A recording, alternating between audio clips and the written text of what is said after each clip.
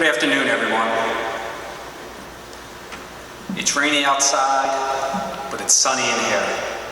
It's an absolute honor and privilege to be back, so thank you to the administration, to the faculty, to Chancellor Fernandez and his family for inviting me today.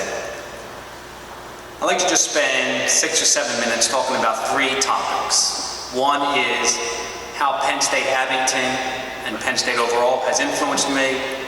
Secondly, how it's helped create what I believe in as a person. And third, my view of this institution going forward. When I came to Penn State, I didn't really have much expectations. I grew up in South Philadelphia. We didn't speak a lot about colleges. Penn State, Abington, or Ogons as it was called, was close, it was affordable, and it provided the access. Everything a land-grant institution should do. And I was a good student, but I didn't really know what I wanted to study. I knew I wanted to do something with business.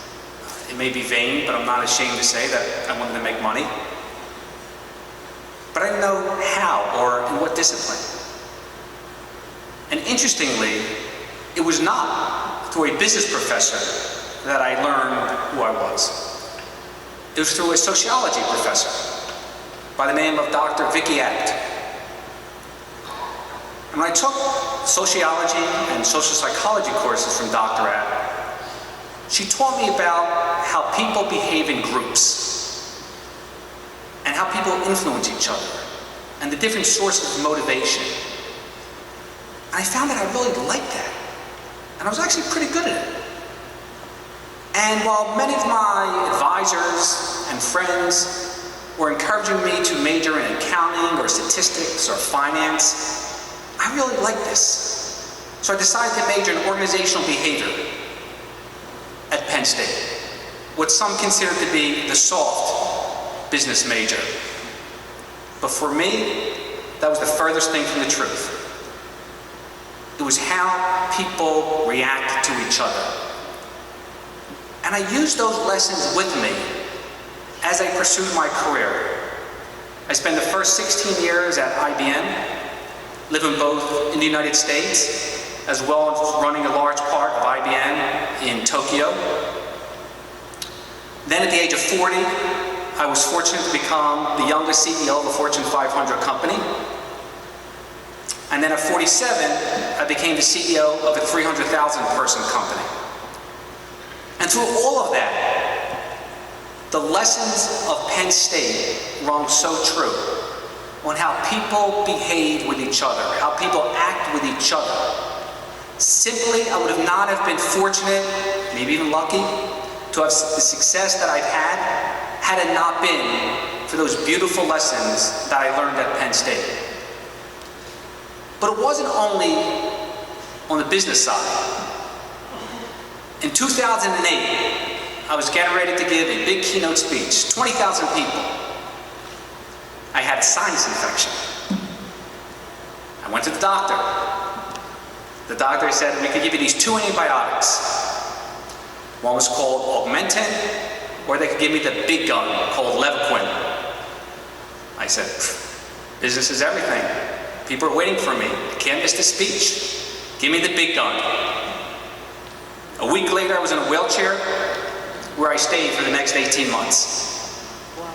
Essentially, the antibiotic attacked the cellular structure of my body, altering the mitochondrial DNA, and essentially causing this cellular damage, which lasted until the cells reset themselves, which takes about 7 years. But thankfully, after about 2 years, I began to feel much better. And right at that time, my wife was diagnosed with advanced breast cancer and had to move to MD Anderson to get surgeries and chemo and radiation. And it was during these times when I learned really what Penn State meant to me. Penn State's not a bunch of people or professors or teaching that stay in the clouds, but it teaches you life lessons too.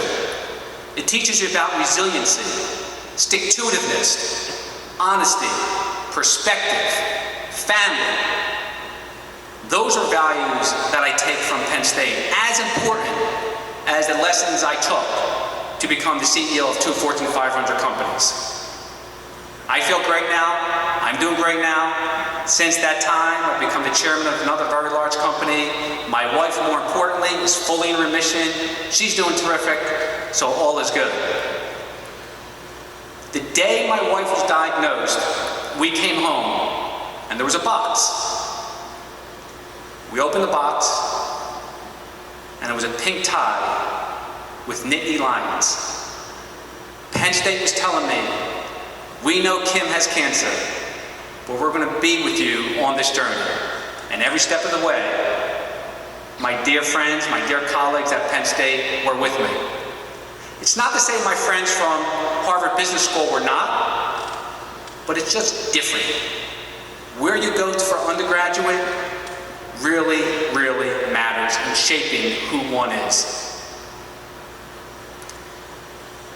So we're from here for Penn State Abington and for Penn State overall.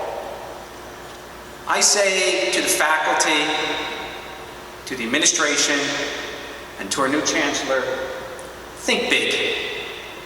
However big you think you're thinking, think bigger. Think really, really big.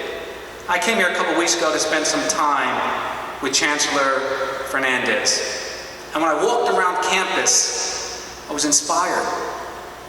I saw people, different ages, different colors, different creeds, but with a curiosity to learn, with a curiosity to find themselves, with a yearning to better themselves. No institution in the country can do that better than Penn State. And I challenge the administration, the faculty, the leaders that are here today. Are you thinking big enough? Both substantively as well as how you're telling the story of Penn State. Does the world know what this institution does? If you have a great story, but it's not being told, it doesn't count.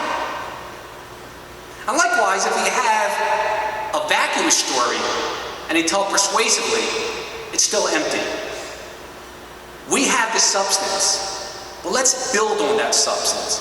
Let's think long and hard about what role Abington can have, what role these campuses have. I would not be where I am today were it not for a local campus. I was not ready to go to University Park, but I was ready to come to Abington. And as we think about where Abington is going, I think we are blessed to have our new chancellor. What a success story. From Cuba to Princeton, to leading some of the most progressive grade schools, high schools in our country, changing the curriculum, having people think openly, think about interdisciplinary functions. That's what we need, that fresh thinking. And by the way, maybe a few more parking places as well. Unbelievable, I came here last week, there was like no place to park. It's unbelievable. I think I have like somebody had a spot for me. Today they did. So I say to you in closing, Penn State is a wonderful, wonderful place. For me, it allowed me to discover who I am. It armed me with the tools to get to where I've been professionally. And it's allowed me to hold values dear that has allowed me to overcome some personal challenges. But most importantly, it's allowed me to understand life. And when I see other colleges, and I'll be honest, you know, my daughter's a senior right now, and we're looking at multiple colleges. And a lot of them have fancy this or fancy that, but they don't have the guttiness of Penn State. And that's why we say Penn State proud. And I'll close with the following. In 1986, I was fortunate to be the valedictorian at Penn State. And I've made some good predictions in my life, and I've also been wrong. But on this one occasion, I was prophetic. I said during my commencement speech that I will take the people and the essence of Penn State with me throughout life. And that's exactly what I have done. And as you write the next chapter, I wish you all the very best at bringing people together so that they too can take this beautiful community with them throughout life. Thank you for your time.